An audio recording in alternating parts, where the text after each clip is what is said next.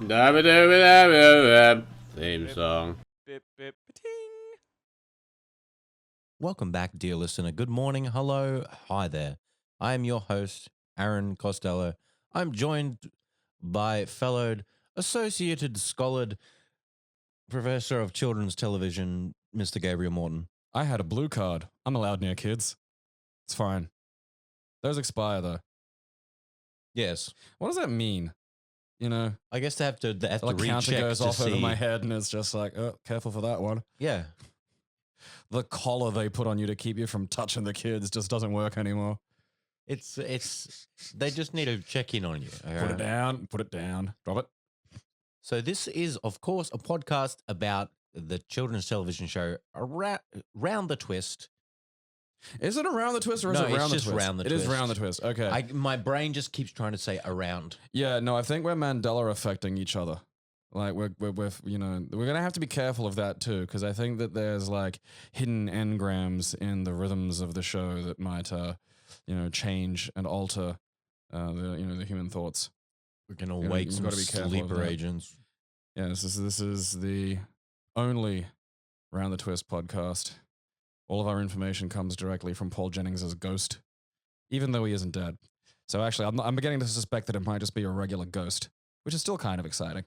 But now I got to worry about all the information he's giving me I about just Paul want to know Jennings. how he's got so much information about Paul Jennings, like just his poop schedule. That's the Yes. most confronting thing. The guy who put hidden cameras in Paul Jennings' house as ghost. So this episode was episode 2. Birdsdo, which was Birdsdo. it was based on 2 stories actually, and that will come up later. 2 stories from the I think Unbelievable book, which I think was one of the earlier ones. And the first story it was based on, where we get all is called Bird's Crap, so they took that out. Mm. And the other story was, where are we? There's No Such Thing, which doesn't seem to contribute too heavily to the title, tragically. No. Now, I have to read you the description because this is what you read before you play on the episode. So you're on Amazon Prime. It's actually kind of surprising it's on Amazon. I was like, it still weirds me out. But yeah, so we've got the Amazon Prime, synopses. And it says, Nell is committed to hospital for believing in dragons. So Linda, Pete, and Bronson set off to prove her sanity. While rogue seagulls imprison Linda and Pete in a shack buried in bird droppings, Bronson finds a dragon's egg and Nell is released. So that's kind of where we get Birds Do and Birds Crap. So I that just is want to I want Birds to tell you Crap. that it says there and Nell is released. Release the Nell. Bronson finds a dragon's egg and Nell is released. That is literally the whole fucking plot. Yeah, actually, Right that is. Because that's in- not a synopsis then. A No, synopsis can't that's a give away plot. that degree of information. Yeah, that's the whole plot. That's just the plot. Nell is released. The end. Like, it doesn't. There are other things that happen, and it does leave those out. But it's just like, you could leave it at, Bronson goes looking for a dragon. It's like, oh, I wonder what'll happen. Yeah. Because now I know what'll happen. He Yeah. finds a dragon and Nell's released. Like, okay. Thanks. Now, the episode opens with the title. And up until this point, we didn't have a title. It was played at the end. Yeah, it's one of those situations where the pilot doesn't have the intro sequence. So this is first time we get the song, we get the, little intro. Well, it's with the played clips. played in the outro music of episode 1, Oh, yeah. but not presented as the title. So they use clips, and I love this. I've always loved this. Just I don't know why, but I could tell the show if it was going to be fun or not by the intro, and because you saw scenes of the show, flashes, little glimpses. It is a sort of well thought out intro in terms of like there are elements in it where there's like a simulated page turning, so that gives you kind of a little callback to the literary origins of all these stories, and then it is a good example of how you can show like something that's sort of very dynamic and very interesting, but doesn't really tell you what's going on. So a lot of it's just character reactions and things, but in sort of odd locations and stuff like that. And it's always close enough a shot that it's like, maybe it's dark, maybe there's some rocks or something. You're not really sure what's going on, but it stimulates, it's visually interesting by itself, and it stimulates curiosity, as opposed to Amazon Prime's synopsis, which just explains stuff. If Amazon Prime did the intros, they'd just be like the whole episode cut down a little bit. Yeah. Oh yeah, there's Nell getting out. Look at her. Now you owe us Amazon Kindle rights. You've read the book. It's like, wait, well, that was a plot, mate. Amazon Prime's new Pretend to Watch It feature. So the show is opening, the credits, it's got the flashes, and then we start the episode. I want to also, something that we want to stress, we didn't really do it in the first episode, but we want to. The point of this series is called, Gabe, Ever felt like this? So we need to ask and answer that question. Have you ever felt like this? Yeah. So we're going to explore this episode and see if you have, in fact, ever felt like this. Yeah, there'll be a quiz at the end, so pay attention.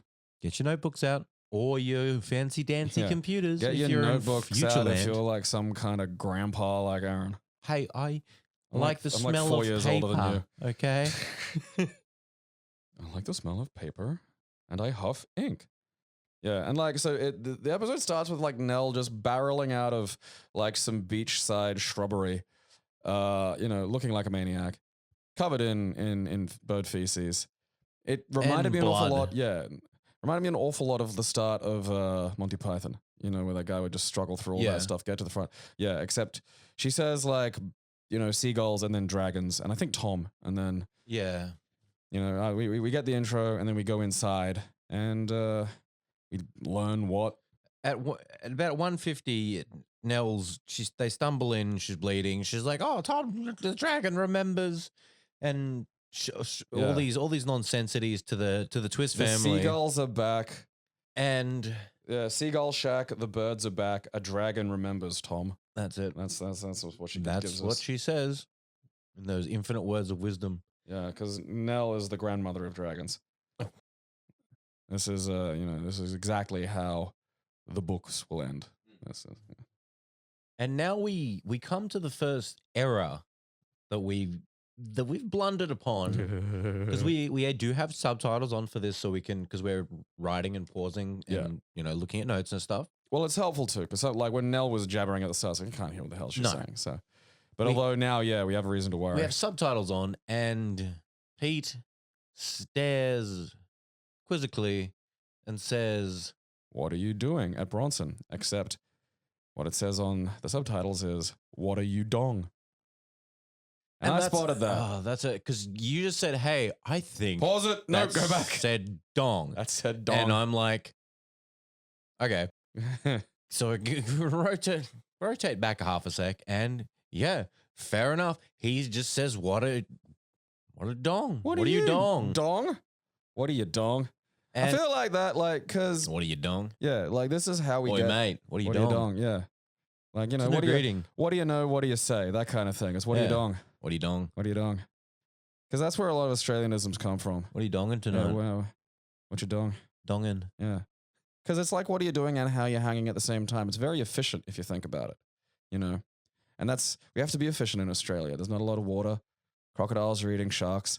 Like there's, actually, no, there's too much water at the moment. We're on the other side. Oh yeah, shit. There's no. too much water. Drain some of our water. Yeah. Crocodiles are eating sharks. Give us What are you dong? give us some sharks that can eat crocodiles back, I and think then like, we'll yeah, have a we're whole gonna- race on our hands. Okay. And we also find out that like Dad Twist, what his job is, and it makes sense. He is an artist, a sculptor to be precise, and is foreshadowing things slightly by making some kind of figure. Probably That is the best way to describe it. It's about human sized, of a sitting figure out of what appears to be plaster of Paris, a large, white. I mean, there is technical quality to it. Like the thing about sculpting is, there is almost the necessity of a degree of technical proficiency to get even anything to occur, To get plaster to dry Oh, 100%. is like, all right, you're already doing something. The thing that really annoyed me just with that scene was the father would not get the kids to help, especially that late into the sculpt. That's just because you're selling it. Yeah. And I like feel- that's his vision. Yeah. You can't just go, "Hey kids, help chisel this off." I feel like he's more of a hippie dad though. Like he's not an art dad, he's a hippie dad who does art. Sure. So he's the kind of one where like if one of the kids like breaks a finger off, he'll be like, "Oh, that makes it better." Because it was like the innocence that of, explains why Pete's missing the tooth. He chipped it Yeah. out. He's like, "You need some Yes. character, Pete." yeah. But Dad, Your face is my greatest work. what are you, dong? I can't. Yeah. Then I he calls him a really- dork. And like, I know dork. So dork goes back, its popular modern usage goes back to the 60s. It is thought to be a bowdlerization or a gentler version of dick. Oh, There you go. Yeah, the sort of phoneme itself goes back a little further. Is probably related a bit to dirk, from around the 16th century. But I know that because it was originally popularized in the U.S., but it, like a lot of weird things, it's just found like you can still find people getting called dorks in Australia fairly commonly, and it's a fairly big spread because like a lot of one of the things about Around the Twist is it's a very Melbourne program, so it's a very Victorian. There's a lot of little things that one of them comes up a bit later actually. There's a lot of little things that are more southern elements of stuff, but dork was common in Brisbane too. Mm. So if it's got that big a spread, I don't know what the West Australians say. I think they communicate in bat-like screeches. I can't deny. Yeah. I've never been there. All right. So at this point, We get some plot. Is it Gribble? we get some major plot development. Gribble chatting to the matron. I can't get over the matron. Well, Just- that's a double meaning because like it's matron because she's a stately lady, Mm. and matron because she is a healthcare worker at a hospital. Yeah, I was like, oh, there you go, fair enough. Fucking zing. And it does the old classic thing that I remember just so many shows in that period of doing slash phones. Like, Yeah. hey, look, we can have two people on the screen at once Yeah. on a phone. I know, Like, wow. because they're not together, but they're using a phone, so they're And together. they usually had the curly string between them. That's if you want to get real fancy. Ooh. This one did have the diagonal slice though. It did. And I'm wondering what is that better than the vertical, do you suppose? Like, what do you, what's, because I mean, it wasn't really, I suppose it was represented slightly in the way they were framed, but like, I suppose the diagonal slice, it's just cooler, Yeah. up and down. Like, what's that about? I don't know, man. Boring. Boring. It's just a pole. Oh, who wants to see a poll, man? That guy in the last episode up the poll. I want to see that. Yeah. And we get the plot development that now Nell's in hospital That was quick. and she's got her sedated. That's super quick. And it's like, oh, excuse me, she's sedated with what? This is the night, and they just skip straight past it. This is the 80s, man. And They're it's just, like- they're just allowed to dope you up. They just dart you. I mean, to be honest, I feel like, if they can like sedate and take a lady off the streets for just believing in dragons, I mean, I'm not saying it'd be a perfect system, but I feel like we could get back to something closer to that. Like, I feel like we've gone a little bit too far, just letting people run around saying made up nonsense that they believe.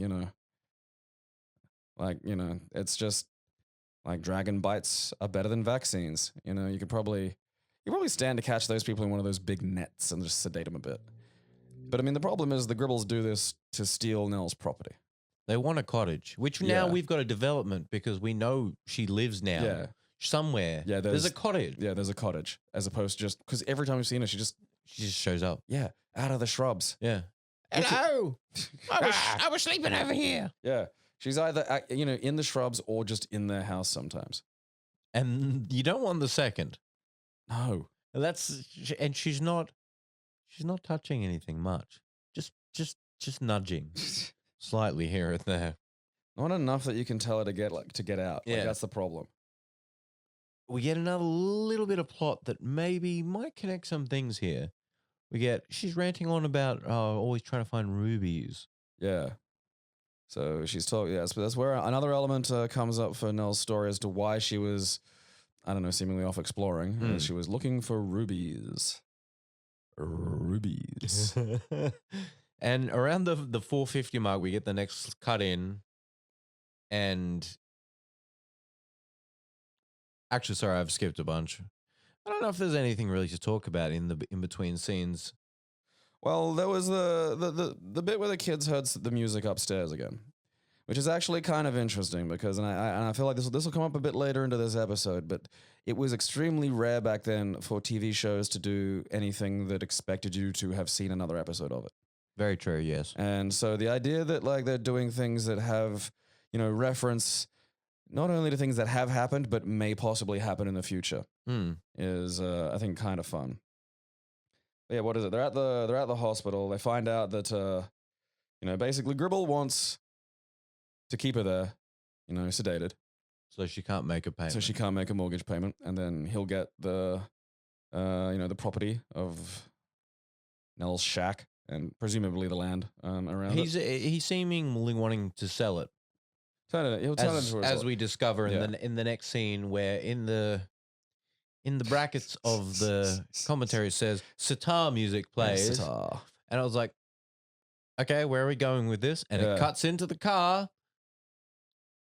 So Mr. Gribble is taking what I assume are meant to be 3 unbelievably wealthy Arab investors to come and see the property that he has supposedly locked up. Now, this was made in 1989, and in a stunning act of racial sensitivity, rather than just have 3 white guys, they managed. This is 1989 Australia. This was like prior to a few of our major Arabic origin immigrant waves.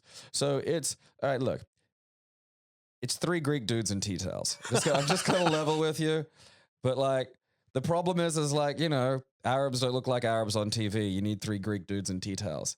And if you need to show a Greek dude, you just tape like a bunch of Italians together.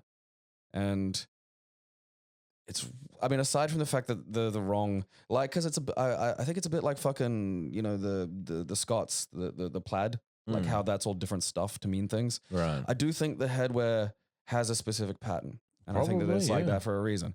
These ones are 100% definitively tea towels because I recognize the pattern on them. But yeah, they were trying. They were trying, and also it's a children's show. Yeah. Who they're telling me those These are days, Arab yeah. investors. I believe them. I'm a These days there'd child. probably be like enough Arabic actors sitting around like the Yeah. SBS offices that you could like wrangle them up a little bit. Yeah, exactly. And we have another beautifully broken subtitles. Whoever's writing the subtitles for this is not doing a good job. I'm worried it's either an algorithm or someone who's not Australian because I feel like there's elements of the I'm accent gonna go with that are- someone who's not Australian. Yeah. Because I just got a feeling they can pay someone less than an algorithm somehow. And I think an algorithm would probably make more mistakes, yeah, at least now. yeah. That's the sad thing, because it says tourists would come from Mars To see like, to see whales, and it's Yeah. like, what? Mars? That's what the subtitles said. It's like, no, yeah, Mars from 4 miles. miles. Yes. Which is, The sad thing, yeah, these sort of mean the same thing. I Effectively. wonder where did miles originate sort of into our dialect, like as a Measure of distance. yeah, more because like it's more of a saying. Yeah. Well, for Australians, it's an idiom. Because yeah. I always heard it as an idiom. Yeah. But when I grew older, I obviously learned that it was an actual what a mile was. So Yeah, that it's an it's actual- interesting to me that it translated across to Australia, because it would have been might have a jump of All right, not Miles the name. All right. We'll worry about that later. and so the Gribbles taking the Gribble. I'm going to call him the Gribble. The Gribble. He has a real George Bush laugh. We get He that does. in this. Yeah, he's like It's a little weaselly, very evil. Yeah, so he takes his Greek investors, to come see the property and be a weird slimy jerk. And comedy ensues when the Twist family brought into the mix. They are lugging outside Dad's statue that's finished, Presumably. Presumably. I can only. and everyone shows up, and Mr. Gribble's saying, "Oh, well, this will be here, this will be here," and the investors going, "What about this here?" Yeah, and then they say what about Nell? Yeah. You can't take her land yet, and he says, "Oh, she's gone round the twist." And I always smile when the title is somehow Worked in. worked in. To be fair, that's a solid work in. Like, because that's what it means. Go, round the bend, I think was the sort of first version of it. I couldn't find the source of that, but I don't quite.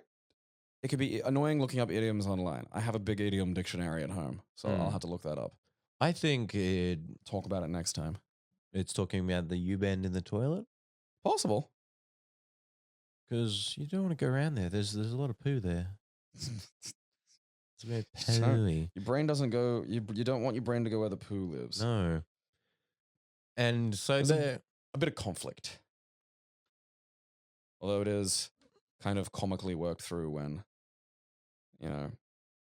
Mr. Gribble makes some derisive comments about Father Twist's art, only to have the betoweled Greek men pay for it and buy it for $500. I love it because straight away,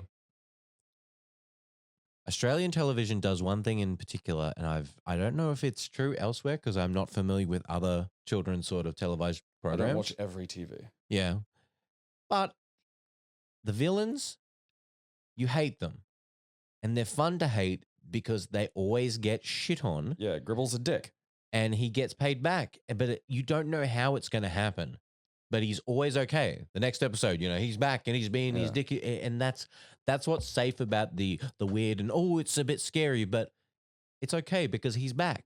A lot of it is like, I think it's because it's like him losing face. Mm. And I think like particularly with the way he calls his like wife matron, it's a thing in Australia about like the social climber, someone who very, very much wants to be a bit above their station is, a much derided idea in Australia. And sometimes that goes a bit off the rails, but like here it's definitely, this guy is trying to sort of screw people over to make a lot of money personally. And so it's just good to see him like mock, the artwork only to have it suddenly be worth $500. It's also good because it shows you with those businessmen, they don't really get a lot of English. They're making jokes that are a little odd and off key. They might be bad guys, you don't know, but then it shows you that at the end, and then it deflects everything still back onto the Gribble, and it's like this guy is misleading everyone, because he's telling them there's oil on the property, and there's obviously not. It's at the Australian coast. Well, this is also like, because what comes up here beyond just Nell is this is also a strategy for Gribble to get the lighthouse. And this is kind of like, this is something I hadn't noticed at first. It wasn't really a lot of like personal motivation for a lot of what was going on. It was just, let's explore the mystery because it's the mystery. Whereas now it's like, okay, Gribble has announced his intentions as antagonist. So like now there's those stakes where it's like, we have to protect Nell because if Gribble gets that property, he's going to put up a big fence and stop us from getting to our house and shit. And so, of course, them getting fenced in would be bad. Yeah. And I don't see how this is kind of fair. But we're going to own that land, and now we'll just put up a fence. Fuck you. Well, it's not. It's not fair. Damn it. It's un-Australian. Australian, mate. This is what the castle was all about. You can't just be a jerk like this. There's comeuppance. Yeah, there's an uppance coming. So we get some, like then we get to Bronson doing some research. We see the ghost seagulls. Oh, that's right. Yeah, no, I forgot about that. Yeah, that's only for us, for the viewers. None of the cast see it. Yeah, but we see ghost seagull. Yeah, so. We see a translucent seagull, which we just read as a ghost seagull. Yeah. Which, I mean, like, see this, that sucks. I love that the human brain we've been taught so much that if you can see through something, it's a ghost. It's a ghost, yeah. Ghost PlayStation, ghost window, like, that's a ghost. Yeah. Like, what does that mean? Like, you die as a seagull, you just stay a seagull ghost? What's a seagull ghost want? Yeah, can I take any form I want if I'm dead? Yeah, well, like, I mean, I'd rather get reincarnated if I'm going to be like a ghost of a seagull. I guess. What if it's that of purgatory, though? I mean, isn't that a form of purgatory? Because as a ghost seagull, I wouldn't even be able to eat chips, Like, chip is like the biggest thing in a seagull day. And you'd only have one leg constantly? Yeah. You'd be that one-legged seagull that you're like trying to give a chip to, but you can never have it. I mean, this is like kind of hectic when you think about it. The show just dumps ghost seagull on us. That's a lot of like faith. First we've had dragons. Yeah. Now we have ghost skull. Well, yeah, we've there's been the implication of dragons, the suggestion, the hint, the clue that we'll see some dragons later. But yeah, we just get boom, ghost seagull. Oh, okay.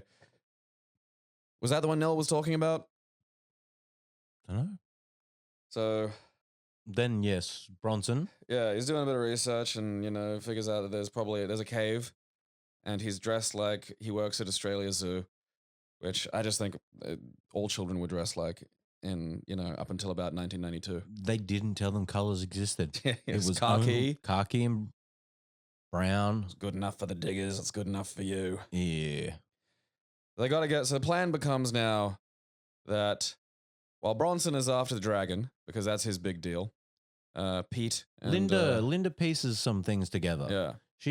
She understands. Oh, that maybe they should go investigate this shack that Nell is on about. Well, there was a toilet painting. So actually, yeah. To be fair, there's probably just fucking rubies. I'm an idiot for doubting it. Like, so they why wouldn't there be shack rubies? I mean, they say, well, Nell's weird brother Tom used to live there. Why is he weird? No one said, because that's all we've heard of Tom so far. Yeah, Nell's brother, he was weird. He's dead. That's weird. Wasn't there also like Ned? Like, cause like a whole family is just fucking weird. Yeah, well, that was like her father on the toilet. Remember? Yeah, your toilet dad and your weird shack brother. It's just, you've had a heck of a life, Nell. Yeah. And so they make a plan. Linda's going to go to this shack, and Bronson wants to come. Yeah. Being, a typical 8-year-old that wants to follow the siblings into battle. Which is just terrible because 8-year-olds are useless. And they decide, you know what? No, Bronson, you've got to stay at home. That's fair. Yeah. That's really fair. It's a sensible and in the life very choice. next scene, they egg him on to go into a cave by himself. Yeah, so like so they don't want Bronson to come with him. Understandable. Because, if I had that creepy little Ranger kid just pulling strange thinking faces at me all the time, I wouldn't be able to get a thing done. So like the plan, okay, we can't ditch him at home because he's just going to follow us. So, all right, we'll get an old-fashioned camera, which, because it's 1989, was just a fashioned camera with like the flash bulbs that had to go on top. Like, that's 1989 technology. Scientists had to capture a camera flash in a cube that you'd then release, and you'd get like maybe 6 of them, and they'd disappear into the night like fairies. But that allowed you to, take a photograph. They put this on a tripod because if your camera wasn't like mounted to the goddamn ground, your picture would be blurry, which you wouldn't find out until a month later. Oh, man, photos used to suck. Everything used to suck. And then they put a child in front of a beach cave and go, okay, and then run off and leave him there. And I want to stress that is exactly how your kids get hanging rocked. Like, kids do die in beach caves. Oh, God, That's a legitimate thing. This is like telling kids, hey, you know what's fun? Just picking up like snakes that you see around Australia. That big spider. Yeah. Go pat him. Spiders are fine. Won't bite. So they leave Bronson and his depressing salad sandwiches and what looks like a fucking buffet of food. It destroys me because he pulls the sandwich out just straight raw dog out of his bag. Yeah, like it's just loose somehow. Loose, and it looks like he's got nothing but lettuce. And yeah, we find out, as he says, Monster, I've got nice salad sandwiches. I wrote down lettuce sandwich because I could see that. I just imagine that his bag is full of sandwich ingredients and like he's able to just reach in and pluck out, like if he just grabs 2 bits of bread and then squeezes whatever's between that together, then that's a sandwich. I need a mod of Super Mario Brothers 2 with Bronson as Toad picking stuff up out of the ground. Linda can be the princess.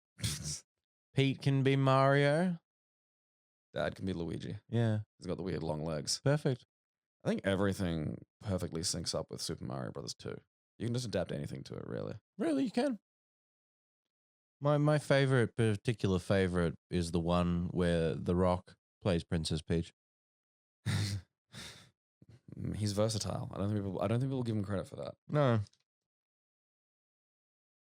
So with a child successfully abandoned in front of a hole, our plucky young teens head off up the coast to find the Seagull shack. Yeah. I wonder why it's called Seagull Shack. I don't know. Maybe something to do with the hundreds of seagulls circling the sky as the music pitches to a crescendo at 10 minutes 30 as the birds start pooping. Birdsdo, Aaron.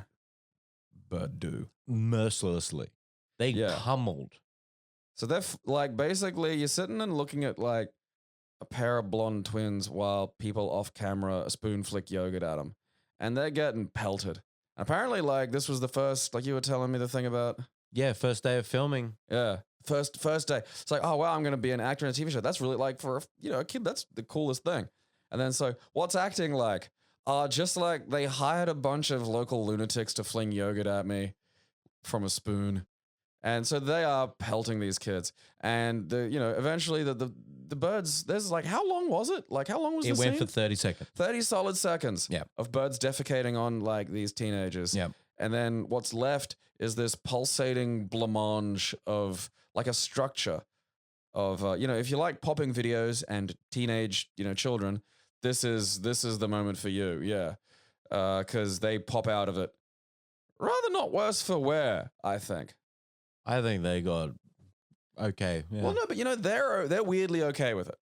Like if I'd They been are. sealed into a shit cocoon, I'd probably cancel my plans. The smell alone Yeah. would be the worst. Like, cause bird shit's weird, It's not like there's horse shit, which is just like kind of annoying. Like there are horse turds I'd pick up quicker than I'd pick up some piles of just plain mud, because it's just fucking grass. It's nothing. And then there's like, like a dog shit, and that's peak shit basically. You don't want to touch that. And then there's fucking bird shit, and it's in this weird side area because it's gross, but it's not quite the same gross. It's like someone filled yogurt with a bunch of worms. Because they don't have a butthole, really. They just have a cloaca, which is a butthole and a pee hole.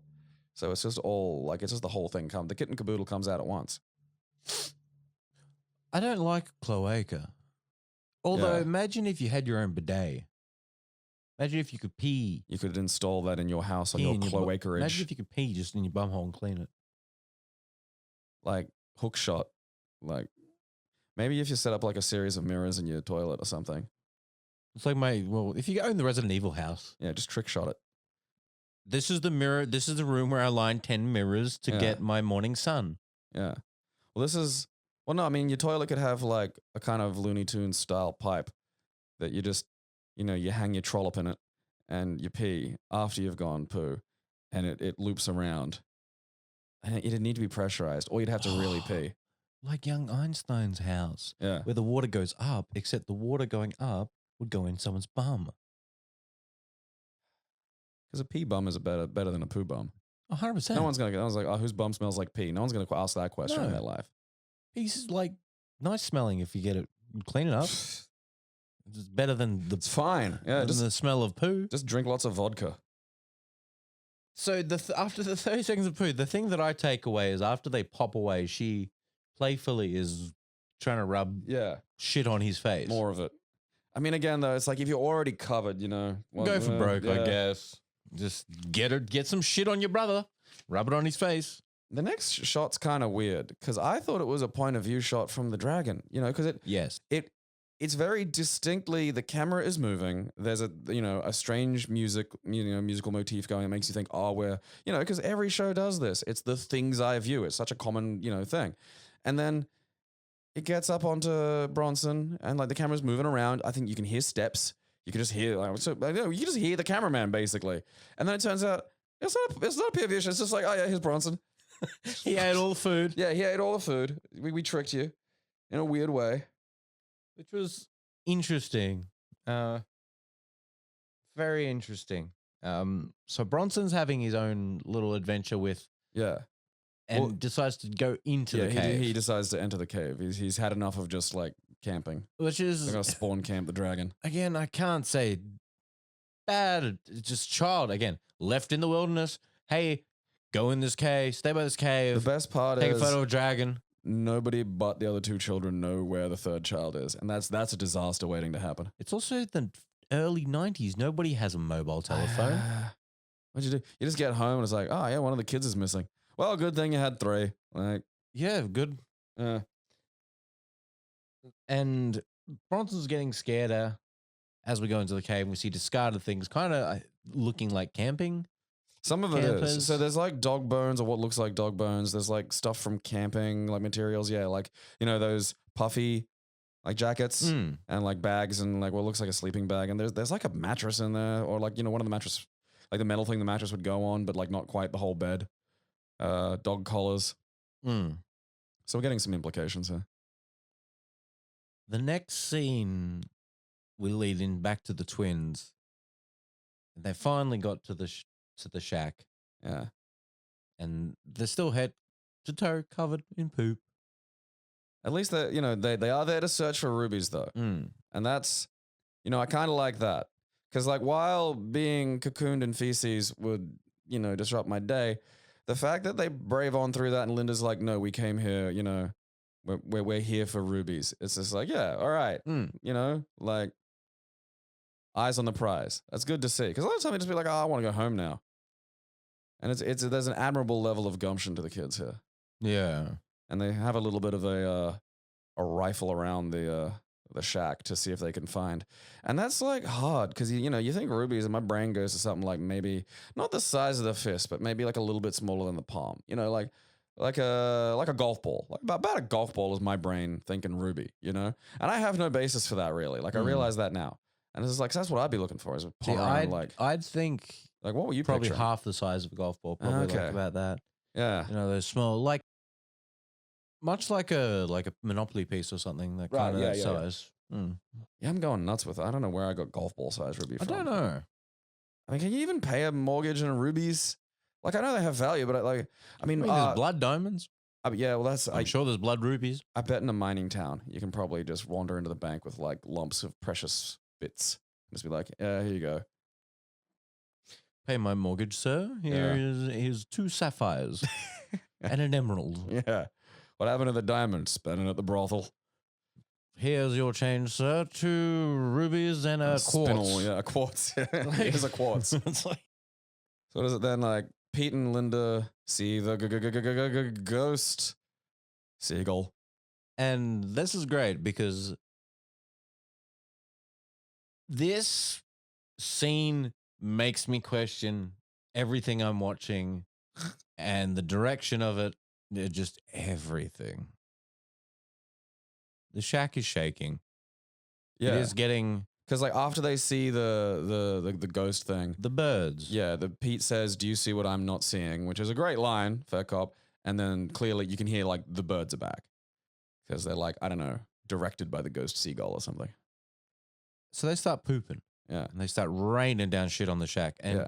you see a nice little cutout on the window of It's really weird because there are bits and pieces in this show where they're shooting on location. They're doing a lot of things that are kind of challenging. And then every now and then, rather than do what I'd consider the simple thing, which is get a window and flick yogurt at it, they have a cutout green screen of a window somewhere else with yogurt getting flicked at it that they've then had to superimpose, and it looks really weird.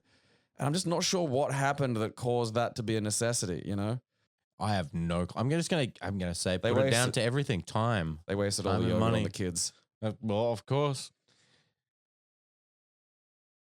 So the shack is getting pelted, and Pete, in all his infinite wisdom, decides to open the door. Yeah, I mean, we were just chased off of the beach by like a flock of shit seagulls. The shack is visible, like we've been shown. They know that the shit is raining down on the shack again. I mean, you better check outside just in case. I mean, Just in case. it might be something else. The window that's there that Yeah. you can literally see out that's getting shat on right Who now. looks out a window? That's just more mainstream news behavior. You just windows. Everyone goes to the windows for their information.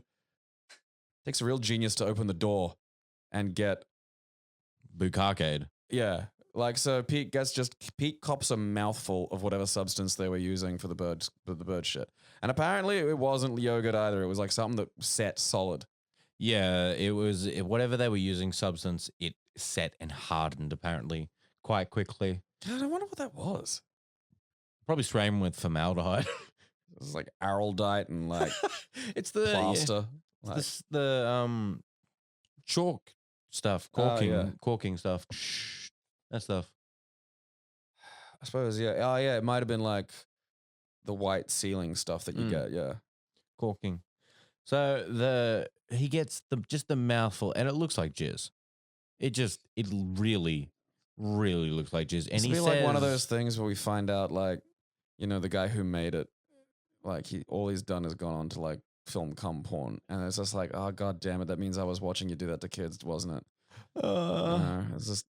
And Pete utters the line, "Wonder what's for sweets," and that is such a fucking odd line because I'm struggling to remember my childhood. I'm 32 years old, and I can't recall one time where my mum said, "Hello, Aaron dear, come and have sweets. It's time for sweets." It's time for sweets." I think it's a southern thing. Like I think it's more of a southern thing because there was someone I knew from in high school who had gone to primary school for mostly in Melbourne, and apparently one of his friend there's mums would like dessert, like because that he says what's for sweets, like as opposed to like it's what's for dessert, Right. and she'd call dessert sweeties. Yeah, I know. That feels wrong. It's really weird. That feels really upsetting to me. I think it's largely extinct these days. I think it's an extinct term. Good. Yeah, I know. Deserves to be. It feels a bit off. It just feels a bit off. What's for sweets? I don't know. I feel like if my mother's asking it, that's not my mother. That's a spider in my mother's skin. Nice try, spider mother. That is trying to eat me. I'm wise falling to for that these again. tricks, yeah. And they do one thing that I love as well, that in a lot of television, that's cutting out swears to something else. They're leading along the lines of he's covered in to say shit and then gets interrupted momentarily at the right time. And I love that so much because as a child, you're like, oh, they were going to say a naughty word. He was going to say it. And that's quite precious. Clever. Then we get back to Bronson finding, what is it, a dog collar, another dog collar. Well, wait. You skipped a part. Yeah. Because with the twins, you see the CGI house. They pull it out of the twins coming up. Oh, that's right. Yeah, because they're sealed in. Yeah, so it pulls down the outside of the house, and there's a nice CGI shot of the house before it cuts over to Bronson. Yeah, that's right. Because the shack is now like a sweaty poop shack. Yeah. So then we pop over to old mate Bronny in the cave. I forgot about the poop shack. Yeah. There's just so many things covered in poo in this episode. It's very hard to keep track. Like normally if I see something covered in shit, that's the day, you know? Like when I was a kid, I saw my neighbor's toddler little brother covered in his own shit, just running around. He chased us up a tree and we couldn't get down for a while because he wanted like to touch us. And that's fair. That has stayed with me for like 30 years. So if you throw two of those at me in one day, something's getting forgotten, you know? So Bronson's in the cave of the dragon that we haven't seen yet. Yeah. Maybe Nell's just insane. She is sedated, so you never know. And there's some interesting things in there. There's a big skeleton, big skeletal looking. Yeah. Mother flipper. Like a dinosaur. Yeah. With pointy bits.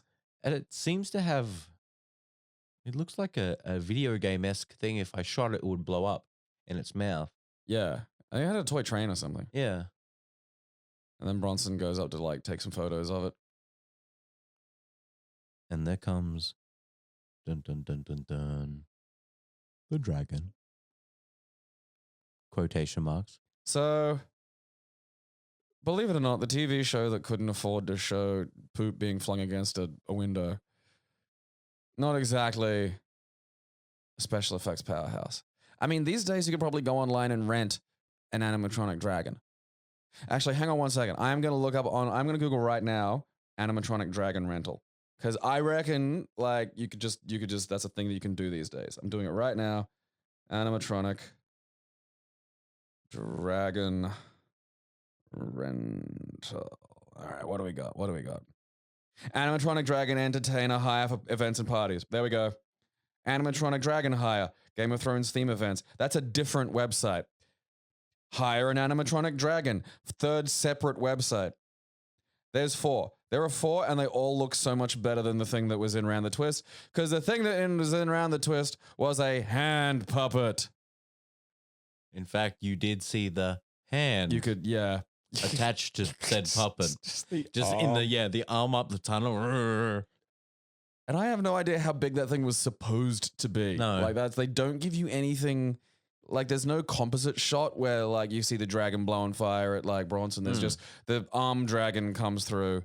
There's some fire comes out of its face, which was actual fire. So, you know, kudos there. Bronson freaks out naturally and then, makes a run for it. But there's nothing to give you the sense of the scale of the thing. They needed like a shot with like a miniature or something. Like if they had a shot with like a tiny little Bronson doll, I'd be like, all right, that's clearly a ridiculous Bronson doll. But at least now I've got a sense of like, okay, yeah, that's. They prepared one, but the Bronson doll came to life and they had to cancel the whole tried thing. to kill the actual Bronson. It's still at large. So the dragon is a puppet, and Bronson runs down the cave, hurdles down rather fast, boom, down there. And I love the speed and ferocity of the jump. Just boom, straight down. It's a full tilt. He sprints out of the cave. While he's running, a cube gets knocked off where the bones were. And this is one of those things where the cube gets knocked off, hits the ground, clearly doesn't have any momentum. But then in the next shot, it comes hurtling through the cave after Bronson with like loads of momentum. Bronson does like this Sabu flying leg drop into what looks like a beanbag, and what Aaron is certain, and I do kind of see where he's coming from, is also a pile of metal underneath it. As he's sitting there, the cube is hurtled with uncommon force into the back of his head, knocking him unconscious. Which is great. Yeah.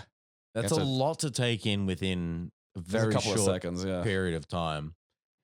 And that's it. We cut back to the twins, and oh lordy, I thought we were done, with the ride after the hand puppet. I didn't know how much further we could go. I figured we were maxing out at hand puppet, yeah. I did too. And then we get them reuniting the seagull. They climb out of the poop cottage, out of the chimney. So what I kind of like is, because on the one hand, why would you think the ghost seagull needs its body back? So one of the things in the cabin is a taxidermized seagull. And so Linda just puts two and two together. She's seen two things today: seagull corpse, and it's just going, yeah, we'll just fix it. Like, I feel like I understand that, but also you need to like have that written in a book somewhere. The kids need to discover that information. Like seagulls always want to be buried with their bodies or something like that. Because otherwise it's just, let's that could have just been a different seagull corpse. Like if I'm a ghost, don't throw dead bodies at me or I'll be upset. No. So they have a revelation that it must want its body. And Pete gives a rugby toss. Yeah, that goes horizontally. I want to stress that. Yeah, he goes into a horizontal toss, and then if you just watch it in slow-mo, it is literally a picture rotating. Yeah, there's a JPEG of a seagull being manually rotated, which is supposed to be the seagull's body being thrown into the sky so the ghost seagull can like merge with it. And it goes for so long. It hits it. And then it gets faster. Yeah, it spins and spins. And then there's a flashes, and flash. The sparkles. And also the commentary is saying angelic music playing, I want to add. The thing, like, you could have just had it, it needs its body back, and he puts the seagull down, and then the ghost seagull lands on the body. Like, it's a wildly focal moment for something that looks absolutely terrible. The hand puppet dragon was better. I know. And like the hand puppet dragon was like, okay, we need to show a dragon because there's a dragon in this episode. Like that has to be done. So it's like, all right, this is what we're doing. It's done. Throwing the terrible friggin' seagull just wee. And like, it was that kind of thing where, old tech couldn't make it look like it was rotating in any, realistic sense. It's just this 2D picture just rolling around in this consistent speed. And then it fuses with the seagull. It's like, all right, well, what happened? Like when they got the toilet ghost, his thing, that was his earthly business done, and he just ascended. And it's like, after that, you can make up your own mind, I don't know, like what, did he meet Buddha or whatever? That's fine. You can just read into that what you like. But like, what the hell? What is it? Yeah, ghost. It's your business. And it leaves them a parting gift, and it shits on them one last time. But it poops the rubies. Aaron. Poobies. I had that in my notes. I hate you so much. Yeah, so the rubies were, and like the rubies were the eyes of the stuffed seagull. And so the seagull, I don't know, absorbed all of it. The seagull probably doesn't have any need. Like, what is it? Like, it normally is the other way around, you got to get the ghost back into the body and then the body's awake and it's alive. It's not like, imagine putting the ghost back in the body and the body's vanished, now you're still a ghost. Like, what just happened there? Is that what happens? Like you're just like some weird stain remover for corpses? Well, you see, you're still a ghost, but now you can make fridges make a different noise. Change the tones. Yeah, that happens late at night. Have you ever heard a fridge just change tone? Yeah. Like sinisterly. You're like, what the fuck was that? So the twins, they've done the mystery solved. Yeah. They've got the Nell's rubies. saved. Nell's saved. So I mean, we better check on Bronson. Yeah. I guess maybe. I So they don't come wanna. back to the cave. Oh, maybe he's gone home. And it's like, no. The child's clearly wandered into the cave. His belongings are still all outside. Yeah, sure. He just left all his stuff here, guys. Pete and Linda don't want to find Bronson. No, they really don't. And at this point in the story, it's like, okay, I'm waiting for this to be tied together. Because right now we're just seeing two separate stories. Yeah, but no, we cut back into the hospital, and Nell's, we're gonna save Nell. It's gonna be all right, and she's all happy. But they're still not gonna let her out because the doctor and he's trying to push Yeah. that she's insane Yeah. and a danger. Well, because they're trying to say that she still believes in dragons. Yeah, which is Bronson, our little Yeah, lost that's the cube. plot lead, comes hurtling in with the thing that knocked him out. Yeah, the cube The cube. Which, of course, is a dragon's is a egg. dragon's egg. Yes. And so, a lot of these shows, and like nearly all of them, like Mulder doesn't just ever show up to the office with like a gray alien called like Lawrence. And he's like, yeah, here he is. He's like, oh, yeah, sup, how's it going? Like, there's always that thing where that, like, no matter how close it looks like it's getting, kind of cheats, people out of the proof of the thing they need. And I was waiting for that. Because, like, obviously you can't just have, like, a doctor, the Gribbles, and, like, everyone else. Like, you'd understand maybe the family, because you could pull the environmental angle. You could be like, oh, we can't let people know that there's, like, the last dragons live in Australia. Because there'll be, like, white girls trying to, like, ride them and shit. And it'll just be insane. So, like, you're like, oh, yeah, I wonder what's going to happen here. And like, a surprisingly blunt quantity of nothing. The puppet erupts out of the square egg, bites matron. There's a doctor just taking notes. I love and it pops up in brackets, sounds of discomfort. Sounds of discomfort. And that is a great title. Hello, discomfort, my old friend. And, it seems they get Nell, they rush her out while the dragon's biting matron, as you do. Yeah. Like you're going to get stitches for that. Like it's got smoke Some kind of coming out shot, of its yeah. nose. It's smoldering. Maybe you don't need stitches because if it's just biting, it's cauterizing. like cauterizing. Yeah. To which the next shot just blows my mind. We zoom out and zoom into the Twist family and Nell and the dragon taking a selfie. Yeah, and is it one of those old ones where you had, again, the tripod's out, there's a timer on the phone, and they run over, and they get to muck about with the dragon a bit, which lets us just see more of the puppeteer's arm. Which, and again, the string. Yeah, and I'm feeling like you could, like, again, I'm not expecting you to come to the mighty year 2021 and rent an animatronic dragon, which I have secretly during this entire podcast been thinking of excuses for. Or like how much At the rap party, man. Yeah, can I wear any of these? Like, is there a wearable one that I can use to terrify local children? But yeah, so you just see the arm, and it's like, all right, yeah, they got a photo with it, and then it does like the terrible green screen fly into the cave. But it was much better, I have to say, than the seagull. It really, yeah, no, because they actually thought about the perspective that was required and what, the job that the green screen had to do, which was give like a fist puppet the illusion of flight. And it goes, yeah, into the cave. And yeah, that's it. And Bronson goes, "So long, Draggy." That's right, he's and calling it Draggy. He doesn't finish, even before he's finished his sentence saying Draggy. Yeah, it kind of It pauses his freezes, face. it pauses his face and starts cutting out. Yeah. Have you ever felt like this? They constantly have to cut off Bronson. So He's not a great actor. He is a child. He is not a child actor. we've got two stories Yeah. that do not have any sense being together No. in the slightest. Because the Rubies, obviously getting the Rubies to save the cottage. That's the plot. But what is the dragon? yeah. The dragon is literally, there's no delivery there. There's no The only reason the dragon was even there, relevant, was to keep her in hospital. Well, again, and like, because at the start of it, I was like, all right, like as I'm going through, I was like, okay, the dragons and the seagulls will have some weird thing going on. Like there'll be some kind of symbiotic relationship, or they'll have some kind of accord depending on where they want to go with this. There are all these ways that you could come, like the seagulls defend the dragon cave, because they have things like that in life. Like there's a giant tarantula that keeps the little frogs, and like normally big spiders leave frogs, but these frogs eat the bugs that eat the spider's eggs. Right. So the spiders look after the frogs that look after the spider's eggs. And like but I thought maybe something like that was going to be going on, like the seagulls protect the, dragon baby, and the dragon then, I don't know, eats whatever things eat seagulls. I don't know what even does that. Hawks. Who cares? But yeah, there was just nothing. No. Like there was the story, and then there's just Bronson finds a fucking dragon going on. Because the shack wasn't anywhere close to the dragon cave in the slightest. Yeah, there's just wholly unrelated. And we got Nell yammering on about dragons and Tom. Yeah. Because she mistakes Tony for Tom. Yeah. Which, well, I'm thinking that this is a lead up for something, like, because again, like that's the thing about the music. The music's come up twice, but it's not gone anywhere. I'm hoping that some element of the dragon comes back.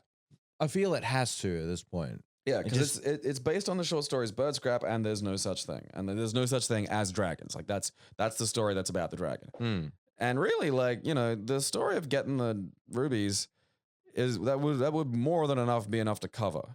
You could have more to do with like explaining why the come up with some mythology for why the seagull needs its body back, or maybe it was angry at Tom. Maybe the seagull and Tom were friends.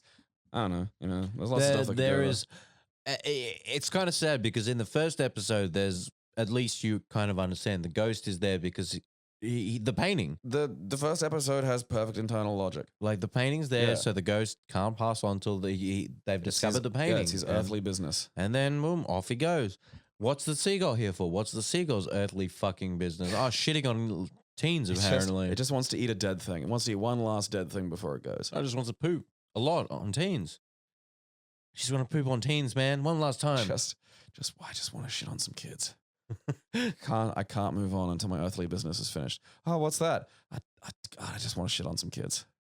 That's just my mind always circles back to this is the first hectic day of shooting. Yeah, just show up. Hey kids, poop. Welcome to Hollywood. Splat. So we've found Poobies. We've met a dragon that had nothing to do with anything. We've saved Nell, whose cottage is apparently on our land somewhere. Yeah, you won't have to be neighbors with Greeks in tea towels. I think that would have been fun, neighbors. They probably would have been, yeah. They seemed like okay guys. They like art, And what's the dad's name? Don? Tony. Dingle? Tony? Okay. Tony could have been hawking them out. Like I'd have cranked up the price. Yeah, I got a second piece. This one's exclusive though. It's $1,000. That's like $1 million in 1989 money. Hells yeah, he could have bought 2 Super Nintendos. No, I'd have put a down payment on a Neo Geo. Oh, now we're talking. I'm thinking. But this all begs the question, it's the question we have to ask, have you ever felt like this? So what do you think the questions, what do you feel this episode was asking us, Aaron? Like, what? That's a hard ask. Yeah. That's a very hard ask. Okay, so my first one sea of assaulting is, have you ever been shit on by a flying animal? Yes. All right. Would you care to elaborate? No. Fair enough. I mean, what's to say? A bird shat on me. Was it a nice day out? I think it was at the Echo. That is, the exhibition, for people who don't know, is like a big state fair where, even prior to the virus, Queenslanders would go to exchange horrendous diseases with each other and their friends from the rural areas, and then to absorb whatever new virus was about to leap the species barrier from cattle to us. And it is just the exact, like, if someone says, oh yeah, I got shot by a bird once, it's like, where's the one place that would happen? The exhibition. Got it in one. Were you on the chairlift? Yes. That's just great. I love that. The thing is, You can't go anywhere, Gabe. Yeah, you're just on the chairlift. You just got poop on you, and Yeah, you're in it's- a chair above poop. everyone. You got height and poop. Height and poop. Look, mummy, someone bird shit on the man. Now I will shit on you. I've never been shit on, but I did see. So, okay, I did see the perfect one. So, like, a friend of mine in high school couldn't find the money his mum gave him to, like, buy his food from the tuck shop. And the only other food he had was an apple, which he didn't want to eat because it wasn't, like, you know, something fried. So he's just furious. And, like, I spent the whole of lunch laughing at him because he was very funny to see get angry. So he's furious, going through his bag, trying to find him. He gives up. Fine, I'll eat the goddamn apple. So he's furious, sits there, takes a bite of his apple. And then as I'm looking at him, because I'm watching him because I want to watch him eat an apple because I've never seen him eat an apple. I've never seen him eat something that's not a meat pie and chips. And he's angry and he's got this apple in his mouth. But you know, it's an apple. It's not even a bad apple. So he's like making the most of a bad situation. Like, all right, I got something to eat. It's not bad. Right as he's making peace, right as he's accepting the apple, just a clump of chunky bird shit goes whack right onto the bit that he just bit. Oh. Like just perfectly into the mouth hole. Like infecting the apple now. Like it hasn't hit the protective layer of the skin. It can't be washed off. It is in the apple. And that's throwaway. Yeah, no, and just he was still for so long. And it was that kind of, well, of course. You know, there was absolutely no emotional outburst until after school when he was going into his bag to get something that he was going to, like, borrowed a copy of, I think it was a PS1 game. He was going to give back to a friend. And, found the $5, like, stuck to the back of the case. Ooh. Then he went absolutely apeshit. Ooh. That's a hard roll. That's a good roll. Oh, man, yeah. The other thing I think that my ever felt like this goes to both Nell and Bronson in the feeling that, you know, they always think you're crazy. They never believe believed. you. Yeah, you never believe when you're a child and as you get older. Because that's the thing that no one believes Nell. Yeah, no one believes. Yeah, Bronson does. No one believes Nell. Bronson does, but no one believes Bronson either. Exactly. It's that. It's rotten being a kid. No one listens to me. It's rotten being old. No one listens to me. Yeah. That's my ever felt like this. I mean, I suppose like we're both white men in the primes of our lives, so, and I sound convincing, so I have to be careful not to be believed when I am lying. So I don't know. I can't remember the last time. When was the last time you weren't believed and it sort of mattered? You know, like not when you're just talking shit. You know, when you're trying to you know, tease me or something like that. But like, I think the only times it would ever, I think, probably bother me or anything if someone was like thought I was lying. Actually, no. The airport when we were getting really bad service. And this lady told me it would be fine to, you know, weigh the bag and all that stuff. And I did it and I had my switch in my coat. And then afterwards she made us weigh it and she's insistent I take the switch out, even though I told her before and she said, oh, no, that was fine. But because there was another person watching her do this now. yeah. And I'm like, but you literally just said. And the other lady's like, oh, she would never say that, blah, blah. And I was like, just like, what can I do? Like, Airport lies are some of the worst. oh, dude. Oh no, I remembered one. I was a kid. Like that's the thing. I was like, yeah, no one listens to kids. But like, it was at like a camp, and you know, the school camp, and one of the teachers thought I was talking, and it really wasn't me. And for punishment, they took me and like one other kid who also wasn't talking, and made us like sleep in the gravel for like an hour. What the fuck? Yeah, I know. What the fuck? Metal, man.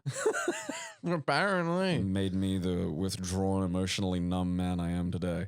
But I can take a kicking. So it's a trade-off, you know. What's that? I guess, yes. This has been Ever felt like this? My name has been Aaron Costello. You can find me at KEC Aaron on Twitter, on the internet, and KeepetClassy on YouTube and the website. Gabriel, where can we find you? Well, you can find me where all good cleaning products are sold. And also at Gabriel on Guard without the E at the end. There's the middle E but without an E in my name, but there's not the E at the end. Right. So there should be 3 E's, but there's actually only 2 E's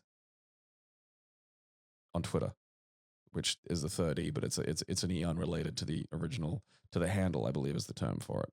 Yes, the handle. Or Yes. the twit license. I'm not up on a lot of what the kids use, you know. You dig? Your dog. Keep It Classy is proudly sponsored completely by its fans. We thank you for your support.